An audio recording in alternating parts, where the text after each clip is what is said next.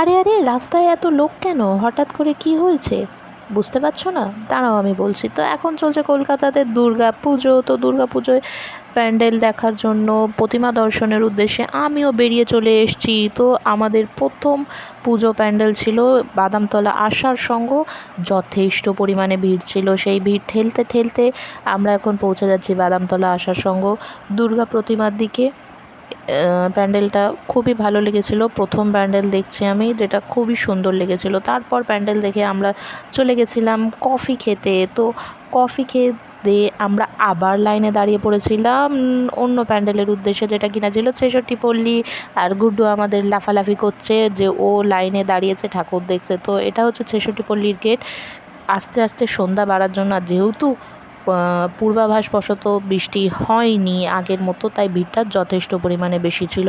তো এই হচ্ছে ৬৬ পল্লীর দেবী দুর্গা। যদিও আমি এর থেকে বেশি আর সামনে যেতে পারিনি, তবু চেষ্টা করেছি যতটুকু তোমাদের জন্য তুলে ধরার উদ্দেশ্যে।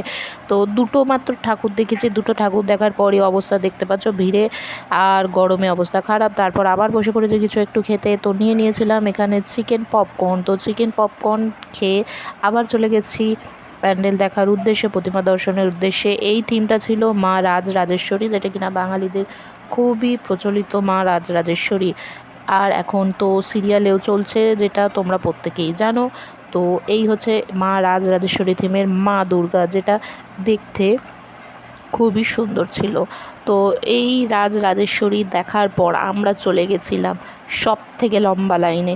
সেটা ২ ঘন্টা ধরে আমরা রীতিমতো ৮টায় লাইনে দাঁড়িয়েছিলাম, এবং ঠিক ১০টা এরকম টাইম করে আমরা গেটের কাছে পৌঁছেছিলাম। গুড্ডুর অবস্থা খারাপ, ও তাই বলছে এরা আমাকে এখনও হাঁটিয়ে যাচ্ছে, ওর ঠাকুর দেখে পা ব্যথা হয়ে গেছে। ২ ঘন্টা ধরে আমরা হেঁটে যাচ্ছিলাম। আমরা যাচ্ছিলাম চেতলা অগ্রণীর পুজো প্যান্ডেলের উদ্দেশ্যে। তো চেতলা অগ্রণীর যথারীতি বলতে বলতে ২ ঘন্টা পর আমরা সামনে এসেছি, যেটা কিনা শেষ নাগ। তার পুরো জটালো একদম ফনা তার শরীরের ওপর মা দুর্গা, তার শরীরের ভেতরে মা দুর্গা বসে আছে, এরকম একটা এনারা সৃষ্টি করেছেন। এবং শিবকে শেষ নাগ জড়িয়ে রয়েছে, মাঝখানে শিব ঠাকুরও আছে, তোমরা দেখতে পাচ্ছ। ও তারপর এখানে ডান্সও হচ্ছিল, ওই যে দূরে দেখতে পাচ্ছ, ওখানে ওনারা ভজন এতে না ডান্স করছে। তারপর যথারীতি বলতে বলতে এখনও পর্যন্ত আমরা ভেতরে পৌঁছাতে পারিনি। আমরা এখনও বাইরে, এত পরিমাণে ভিড় ছিল। ভিড় ঠেলতে ঠেলতে আমরা এখন পৌঁছে গেছি। এই যে দেখতে পাচ্ছ এখানে ঘন্টা, লোকে ঘন্টা বাজাতে ব্যস্ত। তারপর এই যে আমরা আস্তে আস্তে ঠেলে ঠেলে এখানে মা দুর্গার দর্শন করার জন্য মা দুর্গাকে খুঁজছি। এটা এই যে দেখতে পাচ্ছ, এটা কিন্তু শেষ নাগের জটালো একটা শরীরের অংশ। এইভাবেই ওনারা এটা সৃষ্টি করেছেন। থিমের নাম কি জানি না, অবশ্যই তোমরা খবরে দেখতে পাবে থিমের নাম কি।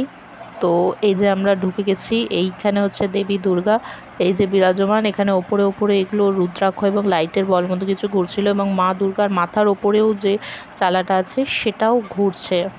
এই যে আরেকটু সামনে থেকে তোমাদেরকে দেখানোর চেষ্টা করছি। এই যে মা দুর্গার একদম খুব সামনে চলে এসেছি তোমাদের জন্য, দেখতে পাচ্ছ। তো যথারীতি খুবই সুন্দর লাগলো। এবার চেতলা অগ্রণী ছেড়ে ২ ঘন্টা লাইন পেরিয়ে এবার ফাইনালি আমরা এখন বাইরে বেরোচ্ছি। ২ ঘন্টা ধরে অবস্থা সত্যিই খারাপ এই পুজো প্যান্ডেলগুলো। এরা কেন এত লম্বা লাইন করে জানি না। তো ২ ঘন্টা পর দেখতে পাচ্ছ অবস্থায় ঠিক এরকম ঘেমে নিয়ে স্নান করে গেছি।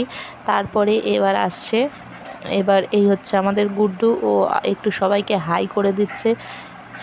এবার আমরা এখন যাব, দেখা যাক কোথায় যাই। এখন খাওয়া দাওয়া বাকি আছে, খিদে পেয়ে গেছিলো আমাদের।